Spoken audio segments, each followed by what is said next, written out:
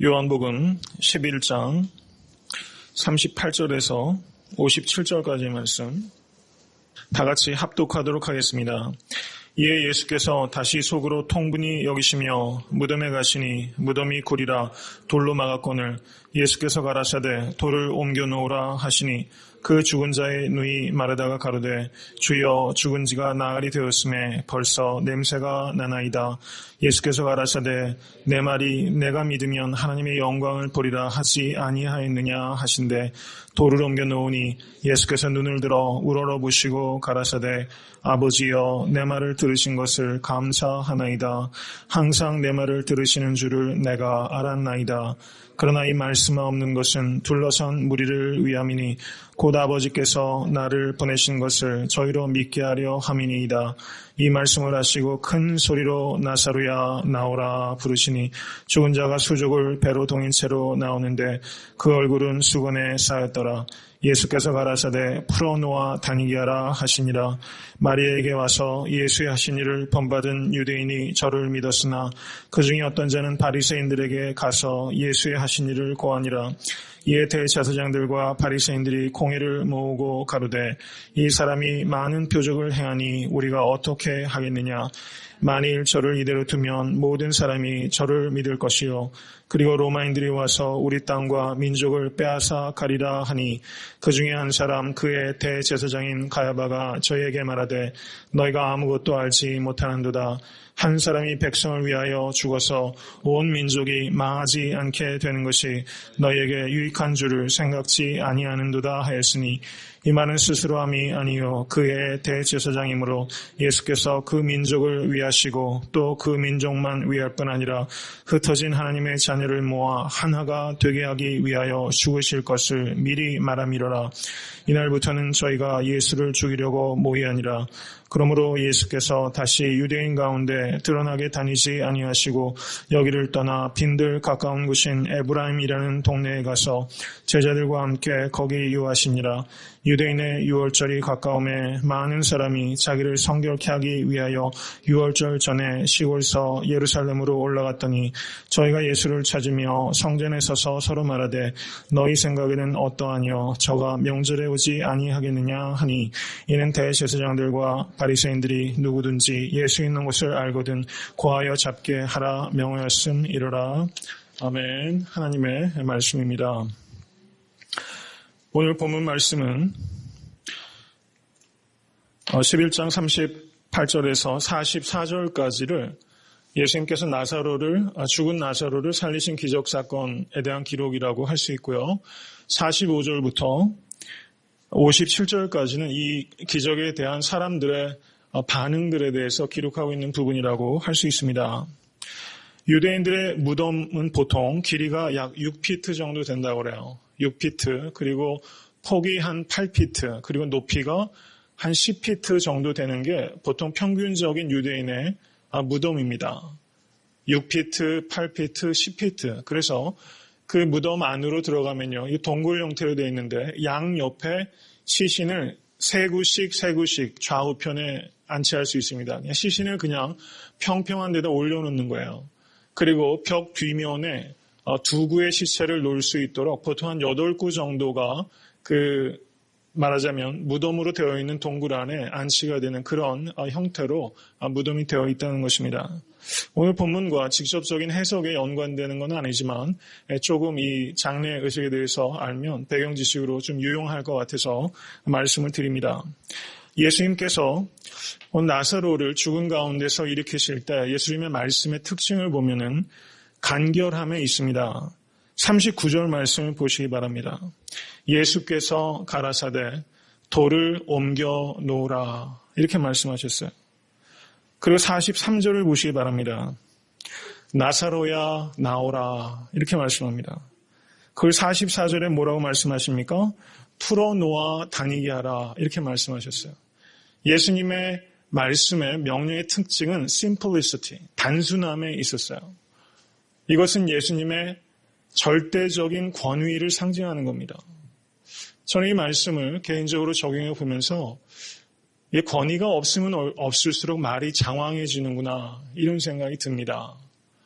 우리가 단순해질 때 그 권위가 살아나게 되는 것이죠. 단순해진다는 얘기는 그만큼 핵심을 정확히 꿰뚫고 읽다라는 뜻일 수 있다는 것입니다. 그래서 우리가 좀 더 simple life, 그리고 좀 더 권위 있는 언어, 이 주님의 언어, 여운이 있고 또 여백이 있는 그런 언어, 이 주님의 언어의 특징이 그런 것이 아닌가 생각해 봤습니다. 돌을 옮겨 놓으라. 주님은 이렇게 단순하게 핵심을 가지고 말씀하실 때 성경의 말씀이 다 그렇습니다. 이 짧은 주님의 말씀을 들을 때 이 말씀을 순종하시는 여러분과 제가 될 수 있게 되기를 간절히 소원합니다. 그 뒤에 보시면 마르다를 소개할 때 죽은 자의 누이 마르다 이렇게 말하고 있어요. 44절을 보시기 바랍니다. 예수님께서 나사로야 나오라 부르시니 죽은 자가 수족을 배로 동인 채로 나오는데 이렇게 말하면서 나사로를 죽은 자라고 표현하고 있습니다. 그런데 실제 성경 원어는요, 이게 동사의 시제가 완료 시제로 되어 있어요. 완료 시제로 되어 있다는 것은 이미 죽음이 완벽하게 확정되었다는 것을 의미하는 거예요. 이미 나사로는 죽었어요. 죽은 지 나흘이나 됐습니다. 이미 썩어서 벌써 냄새가 난다. 이렇게 마르다가 말하고 있어요. 마르다의 말의 핵심은 무엇입니까? 예수님, it's over. It's finished. 끝났습니다. 마르다는 그렇게 얘기를 하는 거예요. 주님, 이젠 끝났어요. 저도 받아들입니다. 이렇게 말한 겁니다. 그런데 예수님께서 뭐라고 말씀하시는 겁니까? No, it's not over yet. 이렇게 얘기하시는 거예요. 여러분, 우리가 살아가면서 나를 죽은 자의 누이 마르다라고 생각할 때가 너무 많아요. 이미 예수님 죽었습니다. 끝났습니다. 이미 끝났습니다. 이렇게 말할 때가 너무나 많은 것이 우리 내면에 있는 거예요. 내가 받았던 상처들, 상실들, 이것은 영원히 치유되지 못할 것으로 이미 우리가 포기해버린 영역이 있을 수 있다는 것입니다. 근데 주님께서는 끝이 아니라고 말씀하시는 거예요. 주님께서 끝이라고 하실 때까지 끝이 아닙니다. 우리가 주님께서 끝이라고 하신 것을 부여잡고 있고 주님께서 아직 끝이 아니라고 하는 것을 우리가 끝이라고 얘기할 때가 얼마나 많은지 모르겠다는 것입니다.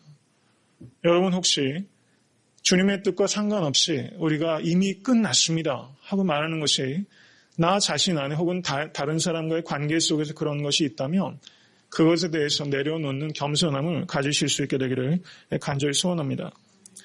믿음이란 무엇입니까? Faith. Faith는 doubt fighting 이런 말을 하더라고요. 의심과 싸우는 거예요. doubt fighting. 예수님은 지금 이 마르다에게 무엇이라고 말씀합니까? 마르다는 벌써 냄새가 나나이다. 이렇게 얘기했어요. 그러자 40절을 보시기 바랍니다. 예수께서 가라사대 내 말이 내가 믿으면 하나님의 영광을 버리라 하지 아니하였느냐? 주님께서 질문을 하고 계세요. 여러분 질문을 한다는 것은 굉장히 인격적인 겁니다. 생각할 수 있는 시간을 주시는 거예요. 예수님께서는 지금 굉장히 부드럽게 마르다의 믿음에 챌린지를 가하고 있어요. 여러분 주님은 이런 분이십니다. 이렇게 인격적으로 우리의 부족한 믿음을 키워주고 계세요. 그래서 독일의 칼 바르트라는 신학자는 믿음의 대상이요. 예수님은 믿음의 대상입니다. 그렇지 않습니까? 근데 칼 바르트는 어떤 말을 했냐면 우리 주님은 믿음의 대상인 동시에 믿음의 주체이시다라는 말을 했어요. 우리는 예수님을 믿지만 내가 믿는 그 믿음도 예수님께서 주시는 거예요. 이것을 받아들이는 것이 신앙적인 성숙함입니다. 여러분들께서 이 자리에 앉아서 예수님을 주와 그리스도로 고백하며 또 몸이 많이 피곤하신데 3일 예배를 지키시면서 말씀 안에 사모함이 있고 어떻게든 살아보려고 하는 몸부림이 있는 것, 이거는 우리 주님께서 믿음의 대상이실 뿐만 아니라 믿음의 주체로 성도님들을 돕고 계신 증거인 것을 감사하실 수 있게 되길 간절히 바랍니다. 여러분 고린도전서 12장에 믿음의 은사라는 은사가 있죠. 거기에서 그 믿음의 은사는 구원에 관계되는 믿음을 얘기하는 게 아닙니다. 거기에서 은사라는 것은 산을 옮기는 그런 믿음, 그런 믿음은 은사로 주시는 거예요.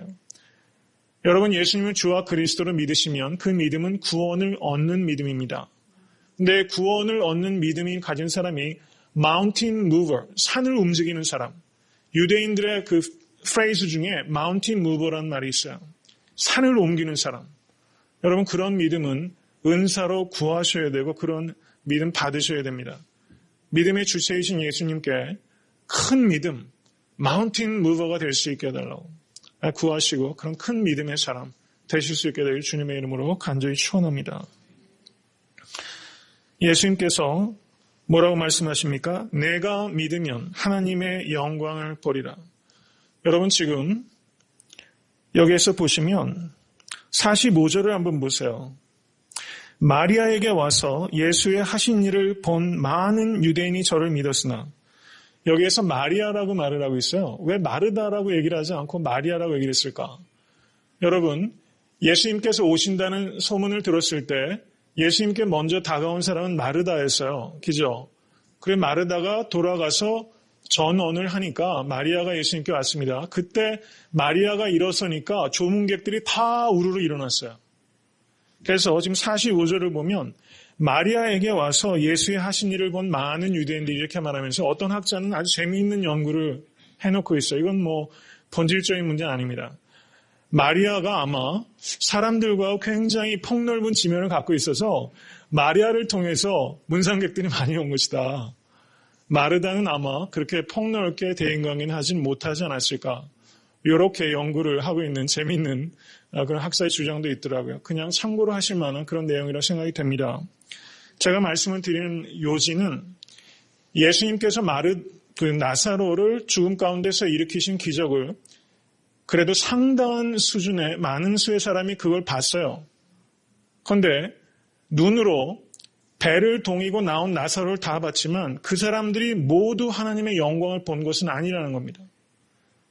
죽었다가 살아난 나사로를 본 것과 하나님의 영광을 본 것은 별개의 문제라는 거예요.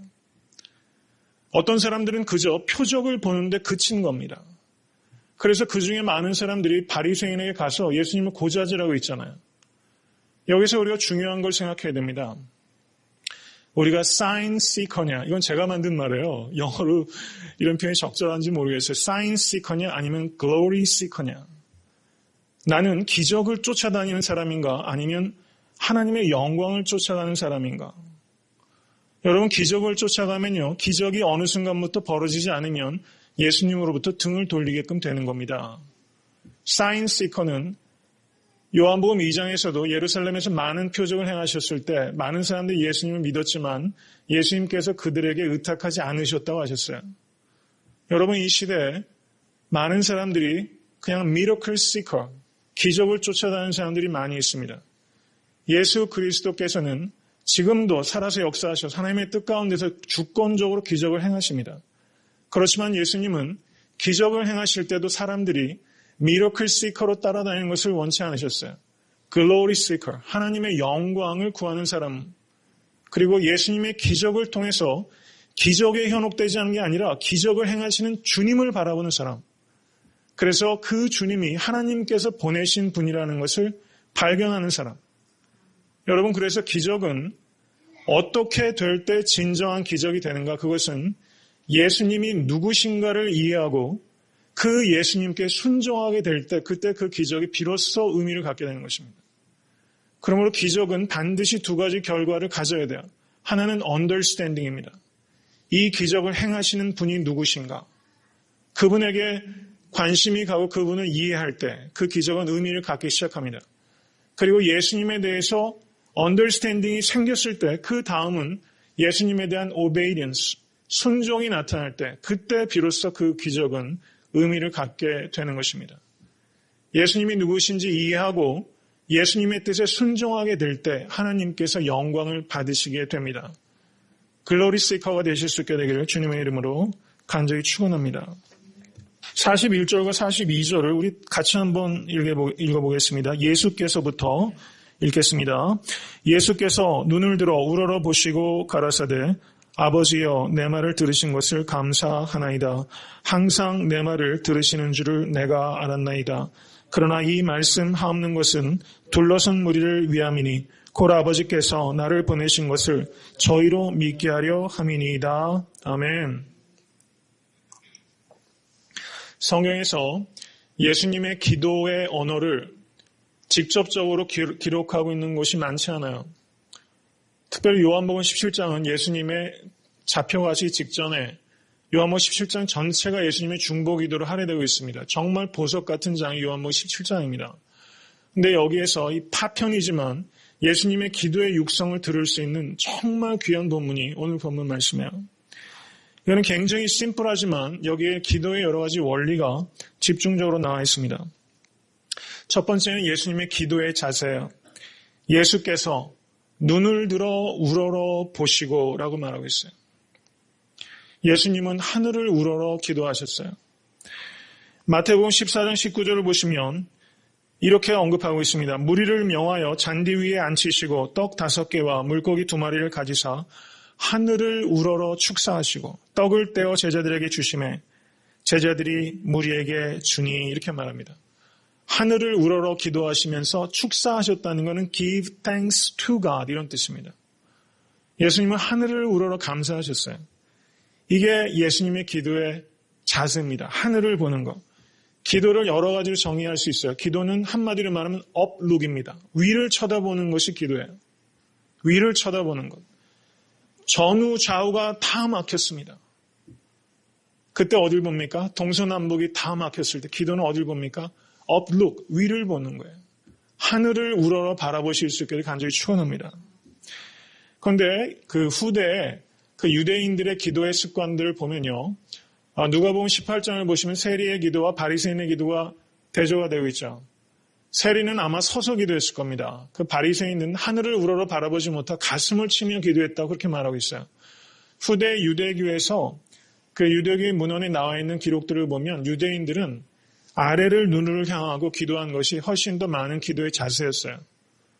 그래서 우리가 위를 바라보며 기도할 때도 있고 아래를 바라보며 기도할 수도 있고 엎드려서 기도할 수도 있고 앉아서도 기도할 수도 있고 완전히 엎드려져서 기도할 수도 있죠.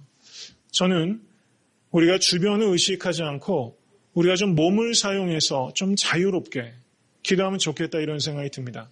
마음의 감동대로 가령 수요 예배 끝나고 우리가 기도할 때 그냥 서서 기도하고 싶은 분은 서서 기도하는 거죠. 손을 들고 하늘을 향해서 서서 기도하고 저는 너무 획일적이지 않고 하나님이 자유로우신 분이기 때문에 우리가 어느 정도 절도가 있고 그런 규범이 있는 가운데서 우리가 좀 그런 자유를 누리는 그런 기도의 다양한 자세로 몸으로 주님께 기도하는 그런 자유로움이 우리 가운데 있으면 좋겠다 그런 생각이 듭니다. 여기서 주님께서 uplook이라는 말을 기억하시기 바랍니다. 기도는 uplook입니다. 위를 바라보는 것입니다.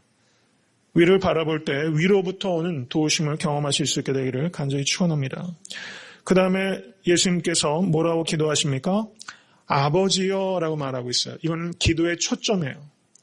우리가 누구한테 기도합니까? 아버지에게 기도하는 거예요. 예수님께서는 제자들에게 중언부언하는 기도, 외식하는 기도에 바리새인의 기도에 대해서 예수님께서 비판하신 후에 마태복음 6장에 보시면 너희는 이렇게 기도하라 그렇게 가르치셨어요. Pray like this 이렇게 번역하는 게 맞습니다. 이렇게 기도하라 이렇게 말씀하셨어요. 그러니까 주기도문은 기도의 규범입니다. 스탠다드를 제시하고 있는 거예요. 근데 그때 뭐라고 시작합니까? 하늘에 계신 우리 아버지여 이렇게 기도하라는 거예요. 아버지여라고 기도하는 겁니다. 제가 신약 성경 전체에서 예수님께서 기도하실 때 어떻게 말씀했는지를 다 찾아봤어요. 마태복음 11장 25절을 보면요. 천지의 주제이신 아버지여 이렇게 말씀합니다. 하늘에 계신 아버지여, 천지의 주제이신 아버지여. 그리고 마가복음 14장 36절에서는 예수님께서 겟세마네 동산에서 뭐라고 기도하십니까? 아바 아버지여 이렇게 기도하셨어요. 아빠, 훨씬 더 친근감 있는 언어를 사용하셨다는 겁니다. 여러분 고난의 시간에 우리가 하나님으로부터 더 거리를 느끼는 것이 아니라 내가 고난의 시간에 하나님과 더 친밀함을 느끼는 것이 더 성숙한 그리스도인이라는 것입니다. 사망의 음침한 골짜기에서 시편 기자 다윗은 하나님을 2인칭으로 만나요. 푸른 초장과 쉴만한 물가에서는 그때 히브리 말로는 3인칭입니다. 성경 원의 인칭 대명사가 여러분 푸른 초장과 쉴만한 물가에서는 하나님을 그라고 부르다가 사망의 음침한 골짜기에서는요 하나님을 유라고 부르게 되는 게 우리의 삶이라는 거예요. 여러분 이것을 우리가 깊이 생각해야 되는 것입니다. 겟세마네 동산에서 예수님께서는 아바 아버지라고 더 친밀감 있는 언어로 하나님을 부르셨어요. 여러분이 지나고 계신 고통의 한가운데서 하나님께 갑자기 하늘에 계신 아버님이여 이렇게 하시지 마시고 여러분 아바 아버지여 더 친밀감 있는 언어로 하나님께로 더 매달리시는 여러분 되실 수 있게 되기를 간절히 바랍니다. 요한복음 17장 11절에는 거룩하신 아버지여 이렇게 불렀어요. 그리고 요한복음 17장 25절에서는 의로우신 아버지여 이렇게 부르셨어요. 그러니까 신약 성경 전체를 통틀어서 예수님께서 하나님 앞에 기도하실 때 하나님을 부르는 호칭이 5가지인 거예요. 하늘에 계신 우리 아버지여, 천지의 주제이신 아버지여, 거룩하신 아버지여, 의로우신 아버지여, 아바 아버지여, 그리고 아버지여 그냥 이렇게 부르셨네요. 6가지를 부르신 거예요. 여러분 이 호칭 알아두시면 좋지 않겠어요? 여러분 기도하실 때 이렇게 불러가세요. 계속 거룩하신 아버지, 의로우신 아버지, 하늘에 계신 아버지여. 여러분 그렇게 부르면요. 하늘에 계신 아버지라는 것은 천지의 주제이신 아버지라는 것은 2가지를 얘기하는 거예요. 하늘에 계신 아버지는 우리랑은 전적으로 다른 존재라는 거예요. 내가 의지할 수 있는 나랑은 존재의 차원이 다른 하나님이라는 겁니다. 하늘에 계신 아버지요. 나는 땅에 있는 아들입니다. 그런데 하늘에 계신 그 신이 아버지예요. 그래서 하늘에 계시는 하나님의 절대성, 아버지여는 나와의 친밀함을 얘기하는 것입니다. 이것을 우리가 깊이 생각해야 되는 것입니다. 하늘에 계신 아버지요. 아버지이시기 때문에 나에게 관심을 가지고 계신 것이고 하늘에 계시기 때문에 나의 문제를 해결하실 수 있는 능력이 있는 것을 믿으실 수 있게 되길 간절히 바랍니다. 하늘에 계신 아버지요. 이 호칭을 할 때에도 마음에 큰 울림이 있는 여러분과 제가 될 수 있게 되기를 간절히 소원합니다. 예수님께서 아버지여 하신 다음에 뭐라고 말씀하세요? 내 말을 들으신 것을 감사하나이다. 11장 42절 항상 내 말을 들으시는 줄을 내가 알았나이다. 똑같은 말인 것 같은데 조금 달라요. 그렇죠? 같은 거는 뭡니까? 내 말을 들으셨다라는 거예요. 이것을 감사하셨고 또 이것을 안다는 거예요. 여러분들에게 이런 지식이 있게 될 간절히 축원합니다. 하나님께서 내 기도를 들으신다는 거예요. 이런 인식이 있으면요. 우리의 기도가 바뀌지 않을 수가 없죠. 우리는 사실은 기도할 때 하나님께서 내 기도를 듣지 않으신다고 생각할 때가 많이 있어요. 안 그러면 사실 그렇게 기도하기 어려워요. 제 자신을 돌아봐야 돼요. 이게 정말 하나님의 그 영광의 존전 앞에 나 같은 존재가 하찮은 존재가 그 하나님 앞에 예수 그리스도를 말미암아 나아서 주님께서 내 말을 듣는다. 이걸 정말 믿는다. 이렇게 계속 기도할 수 있을까? 아마 굉장히 달라질 것 같습니다. 이건 제 자신에게 제 자신의 기도를 반성하는 거예요. 하나님께서 항상 내 말을 들으시는 것을 내가 아나이다. 여러분 이렇게 기도하실 수 있게 되기를 간절히 축원합니다. 그리고 그것을 감사하실 수 있게 되기를 바랍니다. 그러면 그때부터 최고의 기도가 나오기 시작할 거예요. 하나님께서 내 말을 들으신다. 그것도 항상 들으신다. 이렇게 말씀하셨어요. 그런데 여기에서 우리가 또 하나 간과해서는 안 되는 게 41절 보시기 바랍니다. 내 말을 들으신 것을 했을 때 듣다라는 단어가 성경 언어로 아쿠오라는 단어인데요. 여기에서 이 단어가 과거 시제, 에어리스트 텐스라고 합니다. 과거 시제가 사용되고 있어요. 그래서 어떤 학자는 이렇게 말했는데 일리가 있다고 생각합니다.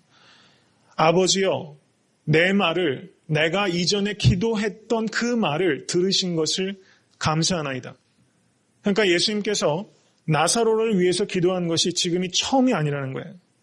내가 지금 기도하고 있는 것을 현재 시제로 사용해서 기도하고 있는 것을 들으시는 것을 감사하나이다. 이렇게 얘기한 것이 아니라 내가 기도했던 것을 들으신 것을 감사하나이다. 이 동사의 시제에 과거 시제가 사용되고 있다는 얘기예요. 그러니까 예수님은 어떻습니까? 나사로를 위해서 적어도 한 번은 이전에 계속적으로 기도해 오셨다는 것을 이 동사의 시제를 통해서 알 수 있다는 거예요. 저는 이러한 고찰이 매우 공감이 됩니다. 히브리서 7장 25절에 어떻게 말씀합니까? 그러므로 자기를 힘입어 하나님께 나아가는 자들을 온전히 구원하실 수 있으니 이는 그가 항상 살아서 저희를 위하여 간구하심이니라. 믿으십니까? 예수님께서 항상 살아서 나를 위해서 지금도 하나님께 간구하고 계시다는 거예요. 우리를 위해서도 이미 주님은 기도를 드려오셨다는 겁니다. 이 사실을 믿으실 수 있게 되기를 간절히 소원합니다. 예수님께서 그 뒤에 인상 깊은 말이 있어요.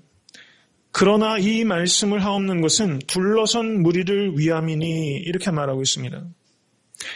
예수님은 지금 말하자면 개인적인 기도를 하신 것이 아니라 public prayer, 공적인 기도, 공기도를 지금 드리신 거예요. 예배 때 대표 기도를 하시는 것처럼 예수님의 기도의 말을 주변 사람들이 지금 들었어요. 그렇죠? 그런데 지금 예수님께서 뭐라고 말씀합니까?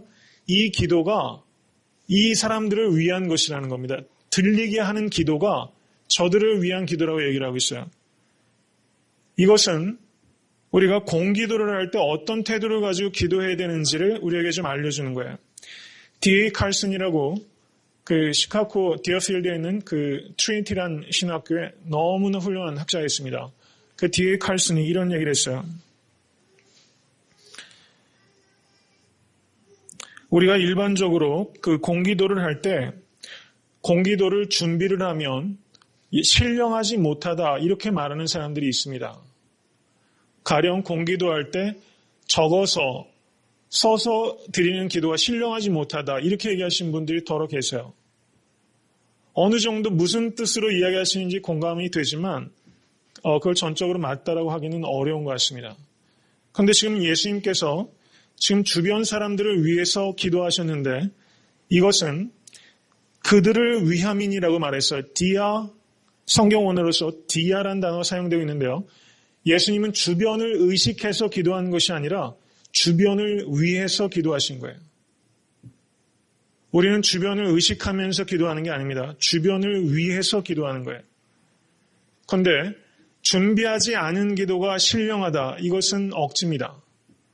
그렇지만 우리가 공적인 기도는 충분히 절제되고 정제되어서 산만하지 않아야 될 필요성이 있어요. 주님께서는 지금 이런 기도를 통해서 그것을 우리에게 가르쳐주고 있다고 생각이 됩니다. D.A. 칼슨이라는 학자는 그런 요지로 그 이야기를 합니다. 예수님께서 지금 기도하실 때 이렇게 이야기하는 학자가 있습니다. 예수님께서 항상 나의 말을 들으시는 줄 아나이다 했지 않습니까? 오늘 하집사님 기도하실 때도 데살로니가전서 말씀하시면서 쉬지 않고 기도하는 것에 그 기본에 대해서 말씀하시는데요. 여러분 그런 생각 많이 하셨을 거예요. 어떻게 쉬지 않고 기도하나? 여러분 그게 리터럴 센스는 아니죠. 우리가 잘 때 어떻게 기도합니까? 그런데 쉬지 않고 기도하라는 것이 24시간 fully 진짜 리터럴 센스로 기도하는 것 이런 의미는 아니죠. 그러면 이게 어떤 의미냐 우리가 생각할 수 있는데요. 이 학자가 이런 얘기를 합니다. 예수님께서 비기도의 상태에서 기도하지 않으시다가 지금 기도의 상태로 들어가시는 것이 아니라 소리 내지 않고 기도하시다가 지금 소리를 내서 기도하기 시작하신 것이다. 이렇게 말을 하고 있습니다. 저는 이런 통찰이 되게 공감이 되더라고요. 예수님께서는 이 무리들을 위해서 나사로를 위해서 베다니에서 베다니로 오시면서 소리를 내지 않고 나사로를 위해서 계속 기도하셨지 않으실까? 전 그렇게 생각해요. 옆에 있는 무리, 아무것도 모르는 이 무리를 위해서 주님께서는 사실은 끊임없이 기도하시는 분입니다. 그런데 그 기도가 지금 비기도에서 기도로 들어가는 것이 아니라 비소리에서 소리를 내는 기도로 전환이 이루어지고 있는 거예요. 누구를 위해서? 자기를 과시해서가 아니라 이 사람들을 위해서 기도하고 계신 것입니다. 그럼 이 기도의 초점은 무엇입니까? 죽은 나사로를 살리는 것이 이것이 내가 기도를 통해서 하나님께서 하시는 역사지 내가 하는 것이 아니라는 겁니다. 나는 미러클 워커가 아니라는 거예요. 나는 기적을 해야 하는 마술사가 아니라 하나님께서 아버지께서 나를 보내신 것을 너희로 믿게 하려 함이니라. 예수님께서는 이것을 알게 하시기 위해서 지금 공적인 기도를 드리고 있다는 것입니다. 예수님은 언제나 여러분 소리를 내지 않던 기도에서 소리를 내는 기도로 전환하시는 그 초점도 주변 사람들의 믿음을 증진시키기 위해서 그렇게 하셨다는 거예요. 여러분 예수님께서 베다니에서 이틀을 머무셨죠. 왜 머무셨습니까? 성경은 이야기하지 않아요. 구체적으로. 그런데 예수님께서 뭐라고 말씀하십니까? 너희의 믿음을 위해서 그렇게 한 것이다. 예수님께서 11장 15절에 그렇게 말씀하세요.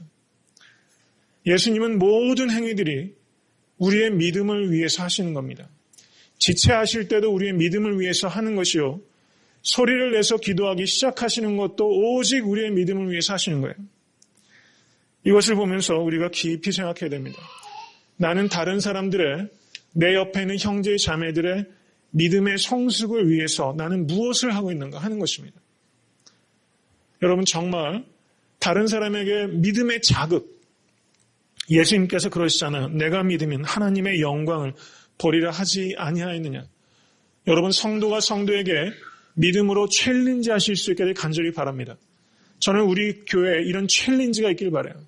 강력하게 믿음의 챌린지를 하는, 믿음의 선배님들이 믿음의 후배들에게 믿음의 챌린지를 주시고, 그래 연수한 신앙인들은 이제 위에 선배님들한테 내가 옛날엔 저렇게 순수하게 예수님을 섬겼었지 하는 그런 챌린지, 이런 챌린지가 우리 교회에 넘쳐서 너나 할 것 없이 다 같이 믿음의 성숙함을 얻어가는 그런 교회, 이런 교회를 간절히 소원합니다.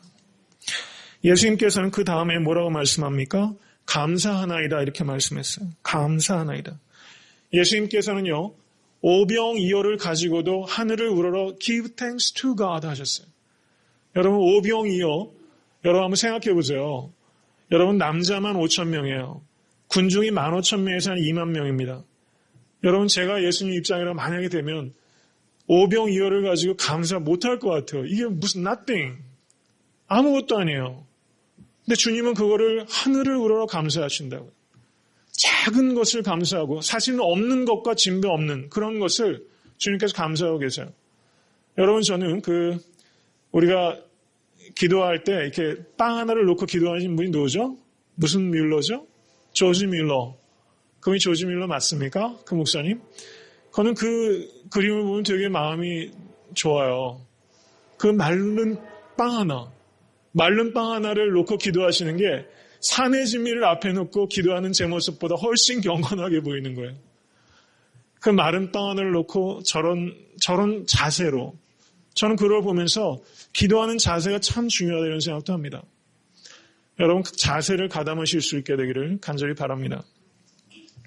예수님께서는 감사 기도하셨어요. 그리고 기도의 목적, 제가 말씀을 드렸지만 기도의 목적은 무엇입니까? 무리를 위함이니라고 하셨어요. 예수님의 기도는 중복이 되었습니다. 영어 번역에서는 the benefit of the people 이렇게 말하고 있어요. standing here, 여기 있는 사람들의 유익을 위해서 예수님께서 그렇게 기도하셨어요. 여러분의 기도에 많은 분량이 다른 사람의 for the benefit of the congregation, 우리 멤버들을 위해서 기도하고 이 땅을 위해서 기도하고 다른 사람의 유익을 위해서 기도하는 기도의 분량이 훨씬 더 많아지실 수 있게 되기를 간절히 소원합니다. 그런데 11장 43절을 보시기 바랍니다. 예수님께서 이렇게 기도하시고 큰 소리로 부르셨어요. 뭐라고 부르십니까? 나사로야 나와라. 실제 성경 원어는요, 나오라라는 동사가 없어요. Here, outside 이렇게 말했습니다. 주님이. 부사 두 개를 가지고 심플하게 말했어요. Here, outside. 밖으로 주님께서 이렇게 말씀하셨어요. 간결하게 그지없이 말씀하셨습니다. 그런데 예수님께서는요, 이것을 부르짖으셨다고 말합니다.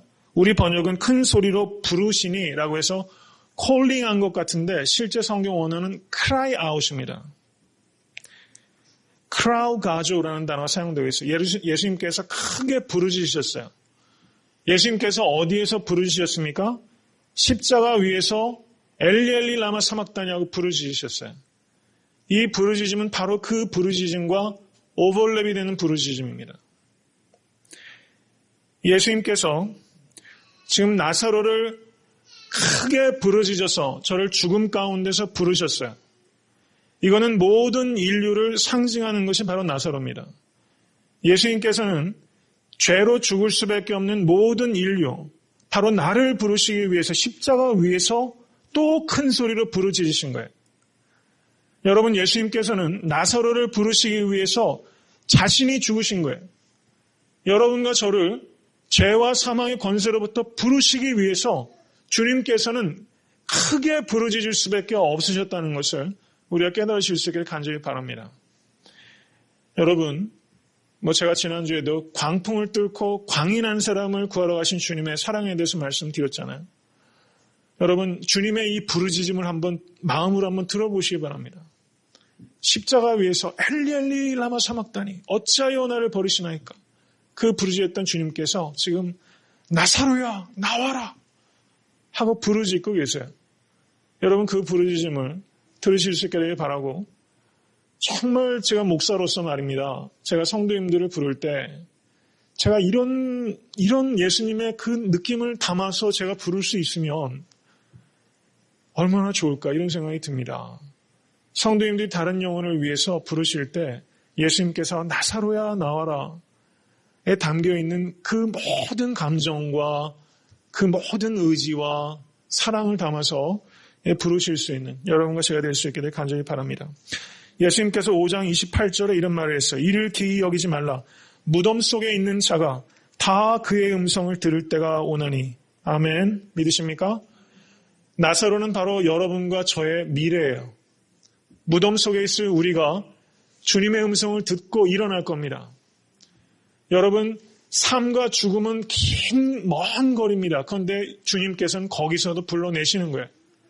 우리가 바다 끝에 가서 거할째로 주님께서 우리를 불러내십니다. 양은 주인의 음성을 듣고 따라갑니다. 주님의 음성을 들으실 수 있게 되기를 간절히 축원합니다. 그래서 죽은 나사로가 어떻습니까? 배를 퉁퉁 말고서 나왔어요. 그런데 그 뒤에 무슨 말을 합니까? 11장 44절 보세요. 예수께서 가라사대 풀어놓아 다니게 하라. 이렇게 말하고 있습니다. 여러분, 풀어놓는 분 되실 수 있게 될 간절히 바랍니다. 우리가 마음이 옹졸해지고 좁아지면요, 그리고 개인적으로 위기가 닥치면 사람이 긴장하지 않습니까? 설교할 때도요, 제가 이렇게 마음에 릴렉스 되면 편안한데요, 뭐가 이렇게 막 긴장되고 그러면 이렇게 묶여요. 여러분, 가정과 교회에서도 묶는 사람이 아니라 풀어서 다니게끔 하는, 예수님은 우리에게 프리덤을 주셨어요. 그리스도인들도요, 참된 그리스도인은 자유를 증진시키는 것입니다. 여러분이 가시는 곳에 참 자유가 막 넘쳐나는 그런 놀라운 역사가 경험될 수 있게 되기를 주님의 이름으로 간절히 축원합니다. 그 뒤에 보시면 사람들이 어떻습니까? 47절 보세요. 공회가 모였죠. 이 공회는 산헤드린입니다. 70명으로 구성된 유대인의 최고의 입법, 사법, 행정부예요. 3부가 통합되어 있는 거예요. 최고의 권력기관입니다. 여기에 우두머린 대제사장입니다. 이때 대제사장은 가야바였습니다. 안나스의 그 사위 가야바였습니다. 여러분, 요한복음에 기록된 기적이 몇 가지라고 말씀드렸죠? 7가지 기적입니다. 최초의 기적은 가나 혼인잔치예요. 제일 마지막의 기적은 죽은 나사로를 살린 겁니다.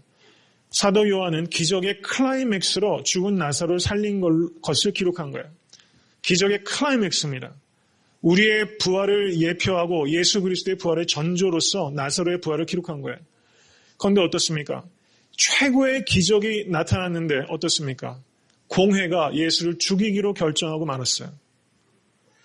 여러분, 기적을 보게 되면요, 기적이 있느냐 없느냐, 여러분, 그것이 진리냐 비진리냐, 사람은 그렇게 판단하지 않습니다. truth냐 아니면 false냐, 거짓이냐, 이렇게 lie냐 이렇게 판단하지 않고 이것이 나에게 interest, 이익이 있느냐 이익이 없느냐를 판단합니다. 지금 바리새인과 이 대제사장들의 이 행위가 우리가 납득이 안 된다 이렇게 생각하시면 그건 단순한 거예요. 지금 이 사람들은요, 자신의 이익과 자신의 정치적인 입지와 권력과 모든 것이 지금 걸려 있는 거예요. 이것을 놓지 못하는 겁니다. 사람은 반드시 이렇게 될 가능성이 매우 높아요. 우리는 너무나 죄된 존재입니다. 여기에서 우리가 생각해야 되는 것은 기적이 아무리 커도 그 기적 때문에 우리가 신앙으로 이끌리는 건 아니라는 거예요. 사람들은 한 번 더 주판화를 굴립니다. 이 기적이 나한테 이익이냐, 이익이 아니냐. 이익이 아니면 기적을 행하는 사람을 죽이는 겁니다. 왜냐하면 그 사람이 위험한 존재이기 때문에. 여러분, 우리가 이익을 쫓아가면요, 진리를 질식시키게 됩니다. 정말 그렇지 않습니까? 이 세상이 정말 그렇게 돌아가는 것입니다. 이건 두 가지 중에서 우리가 무엇을 선택할 것인지를 요청하고 있는 거예요. 당신은 truth, 진리를 쫓느냐, 아니면 interest를 쫓느냐. 이거를 말하고 있어요. 이익이 나쁘다는 게 아니라 진리와 상반되는 이익은 단호하게 버리지 못하면 우리는 나사로까지 죽이려고 하잖아요. 예수님을 죽일 뿐만 아니라 나사로까지 죽이려고 하는 거예요. 표적이 많이 있다는 것을 이 사람들이 압니다. 증거가 더 필요한 것이 아니에요. 나한테 이익이 안 되는 거예요. 이것을 우리가 살펴볼 수 있게 되기를 간절히 바라고 제 자신부터 내 안에 이런 것이 있다는 것을 너무나 끔찍한 죄입니다. 이건 죄의 극치예요. 죽은 사람을 살렸는데 그것이 예수님을 죽이는 이유로 바뀌어 있다는 겁니다. 이런 흉악한 죄가 내 안에 있다는 것을 발견할 수 있게 되기를 바랍니다. 그런데 그 뒤에 뭐라고 말합니까? 11장 47절을 보시면 이 사람이 많은 표적을 행하였으니 우리가 어떻게 하겠느냐 이렇게 말하는데요. 실제 성경 원어는 조금 뉘앙스가 달라요. 실제 성경 원어는 이런 뜻입니다. What are we accomplishing? 이렇게 먼저 말해요. 우리가 도대체 우리는 뭘 했느냐? 우리는 어떤 표적을 행했느냐? 이 사람은 이렇게 표적을 많이 행하는데 우리는 어떤 표적을 행했느냐? 비교하고 있는 거예요. 지금 예수님이 누구신지에 초점이 가는 게 아니라 예수님과 자신을 비교하면서 시기 질투하게 되는 것입니다. 이것을 우리가 깊이 생각해야 되는 것입니다. 이 당시에 그 뒤에 보시면 48절 한번 보시기 바랍니다. 만일 저를 이대로 두면 모든 사람이 저를 믿을 것이요. 그리고 로마인들이 와서 우리 땅과 민족을 빼앗아 가리라. 이렇게 번역하고 있는데요. 여기에서 이 땅이라고 번역하고 있는 단어는 실제 성경 원어는 토포스라는 단어입니다. 그냥 place예요. place. 근데 이걸 land로 번역하고 있어요. 이건 좀 무리한 번역 같습니다. 제가 볼 때는. 그래서 그 NLT라는 번역을 아실 거예요. NLT라는 번역. 이것을 템플로 번역합니다. 성전. 그 당시에 구약에서는요. 히브리 말로 place를 나타내는 단어를 그게 사실상은 성전을 의미할 때가 많았어요. 지금 대제사장들과 서기관들 이런 사람들은 성전을 통해서 이권은 어떤 사람이에요? 그런데 지금 문제가 뭐냐면요. 예수님에게 사람이 많이 몰려가지고 정치 세력화가 되면 로마가 이것을 긴장해서 로마 군대를 파견해서 지금 유대인들은 상당한 정도로 자치를 이루고 있습니다. 예루살렘 인근 지역은요. 자치권을 가지고 우리가 성전을 통해서 이만큼 경제적인 이익도 얻고 있는데 이거 다 뺏긴다. 성전 다 뺏긴다. 그리고 대제사장 갈린다. 이렇게 얘기하는 겁니다. 예수님 당시에 대제사장이 누구죠? 가야바인데요. 가야바가 대제사장으로 자리를 지켰던 것이 18년부터 36년까지 18년 동안 지켰어요. 근데 가야바 바로 전에 대제사장은요. 위에 사람도 1년이 안 되고 그 선임도 위에 3명이나 되는 대제사장이 그 임기가 1년이 채 안 됩니다. 가야바 바로 후임도 1년도 안 돼요. 로마가요. 지금 상당한 정도의 자치권을 두는데 조금만 정치적으로 대모래도 하나 나면 대제사장을 확확 바꿔버린 겁니다. 지금 가야바는 지금 우리 땅과 민족을 빼앗아 가리라라고 거짓 명분을 말하고 있어요. 거짓 애국자인 것 같이 말합니다. 요즘 정치인들이 이런 사람 너무 많죠. 그런데 실제는 나라와 민족과 성전이 문제가 아니라 내가 그것을 통해서 얻을 수 있는 기득권이 지금 문제인 거예요. 여러분 요즘 정치인들 그리고 어떤 기관이든지 이런 리더들이 너무 많다는 거죠. 사람은 똑같습니다. 그리고 뒤에 뭐라고 말합니까? 11장 49절 한번 보세요. 그 중에 한 사람 그의 대제사장인 가야바가 저희에게 말하되 너희가 아무것도 알지 못하는도다. 이렇게 말하고 있어요. You know nothing at all. 이렇게 말합니다. 여러분, 그 당시에 이 사두개에 대해서 조세푸스라는 역사가가 그 역사책에 기록할 때 이 대제사장들이 굉장히 무례했다라는 기록을 남기고 있어요. 실제 역사의 기록에 있습니다. You know nothing at all. 당신 너희들은 아무것도 모른다. 여러분, 이렇게 말할 때가 너무 많다는 거예요. 무지의 극치요, 무례의 극치입니다. 여러분, 이렇게 말하지 않을 수 있게 되길 간절히 바랍니다. 당신은 아무것도 몰라. 지금 그렇게 말하고 있는 거예요, 가야바가. 그런데 이 사람은 뭡니까? 지금 예수님을 희생양으로 삼자는 거예요. 저 사람 하나만 죽이면 사람들이 들쑥들쑥 안 할 것이다. 그래서 예수님을 뭘로 만든 희생양으로 만들자고 지금 말한 거예요. 그런데 지금 여기에서 말하고 있는 내용은 그 사람들이 볼 때는 예수님이 희생양이었지만 하나님의 관점에서 볼 때 예수님은 속죄의 양이었다는 것을 믿으실 수 있게 되길 간절히 바랍니다. 예수님은 희생양으로 돌아가신 것이 아니에요. 사내들인 공회는 예수님을 희생양 삼았다고 생각할 겁니다. 그런데 하나님은 예수 그리스도를 속죄의 양으로 하나님의 어린 양으로 세상에 보내신 겁니다. 이것을 우리가 깨달아야 되는 것입니다.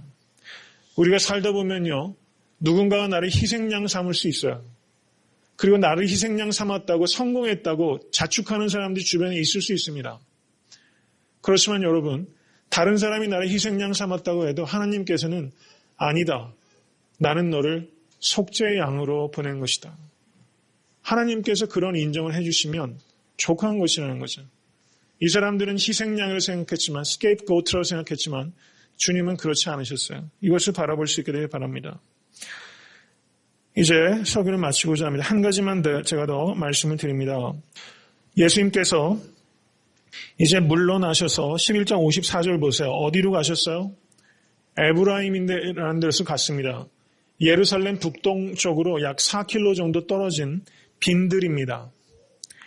여러분, 우리도 갈 수 있는 빈들이 필요해요.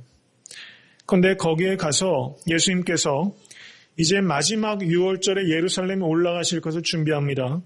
11장 56절 한번 보세요. 다 같이 한번 읽겠습니다. 저희가 예수를 찾으며 성전에 서서 서로 말하되 너희 생각에는 어떠하뇨? 저가 명절에 오지 아니하겠느냐 하니, 이렇게 말하고 있습니다. 이것을 성경 원어로 보면요, 이 뉘앙스가 굉장히 중요한 게 구별이 됩니다. 너희 생각에는 어떠하뇨? What do you think? 저가 명절에 오지 아니하겠느냐? 영어 번역 NIV는 이렇게 번역해서 Isn't he coming to the feast at all? 이렇게 묻고 있어요. 영어 문법에서 부가 의문문 이런 얘기 하죠. 여기서 성경 원어는 우메라는 말로 시작하는 의문문입니다. 이거는요, 긍정적인 대답을 기대하지 않을 때 하는 질문이에요. 너희는 생각은 어때? 사내들인 공회에서 예수님을 지금 죽이겠다고 이미 결론이 다 났는데 설마 6월달에 오겠니? 안 올 거야. 이렇게 얘기하는 거예요. 이 질문이 바로 그렇게 문법적으로 구성되어 있다는 겁니다. 그런데 예수님께서 6월절에 가셨습니까? 안 가셨습니까? 가셨죠. 저는 이 말씀을 묵상하면서 우리 교회가 어디에 가야 될 것인가 하는 걸 생각하게 됩니다. 왜 그 자리에 오지 않을 거라고 사람들이 어수합니까? 그 자리가 죽음의 자리이기 때문입니다. 안 올 거라고 생각한 거예요. 그런데 예수님께서는 나귀를 타고 들어가셨어요. 어수한 사람들이 당황했겠죠. 여러분, 지금 이 시대에 그리스도인과 교회가 세상을 이렇게 당황시켜야 되는데 당황시키지 못해요. 희생의 자리, 섬김의 자리, 십자가의 자리에 목사가 있어야 되고 교회가 있어야 되고 그리스도인이 있어야 되는데 설마 여기 목사님이 오시겠어? 설마 그리스도인이 이런 일을 하겠어? 세상 사람들이 여러분 아무도 안 올 것 같은 그 자리에 아무도 안 올 것 같은 그 일을 하는데 아무도 가지 않을 것 같은 그곳에 누가 가느냐 하는 것입니다. 여러분 세상을 의아하게 할 수 있어야 되는데 교회가 세상을 전혀 당황시키지 않고 있어요. 안 오겠지 하는 그 자리에 애틀랜타 섬기는 교회가 있을 수 있게 되길 간절히 소원합니다. 이게 능력입니다. 십자가를 미루는 자리가 아니라 십자가를 지는 미련한 교회. 여러분, 개척교회입니다. 우리가 여러 가지로 부족한 게 많죠. 그래서 어떨 때는 굉장히 희망적으로 보일 때도 있고 어떨 때는 낙심될 때도 있습니다. 그런데 우리가 하나하나 현상에 일일비하지 않고 교회는 어디에 희망이 있습니까? 이렇게 당황스러운 자리, 십자가의 자리, 심지어 목숨까지도 내놓은 희생을 감사하는 그 자리에 내가 어떻게든 가보려고 몸부림치는 교회라면 여러분 그 교회는 살아있는 교회입니다. 여러분 그 교회를 세워가는 일이 혼자서 되는 일이 결코 아닙니다. 여러분 애틀란타 땅에 정말 십자가의 자리, 정말 당황스러울 정도로 그런 자리를 고집스럽게 찾아가는 교회가 하나, 다른 교회도 그렇게 되고 우리가 그런 교회가 될 수 있도록 정말 우리가 끝까지 그 자리를 고수하고 지켜낼 수 있다면 정말 우리의 헌신은 의미 있는 것이 될 것이라 생각합니다. 거기에 희망이 있습니다. 우리가 그렇게 할 수 있다면 교회의 부흥은 반드시 이루어지게 된다는 것을 믿으실 수 있게 되기를 바라고 여러분의 귀한 헌신과 또 충성을 다시 한번 되돌아보시면서 소망을 새롭게 하시는 여러분과 제가 될 수 있게 되기를 주님의 이름으로 간절히 축원합니다.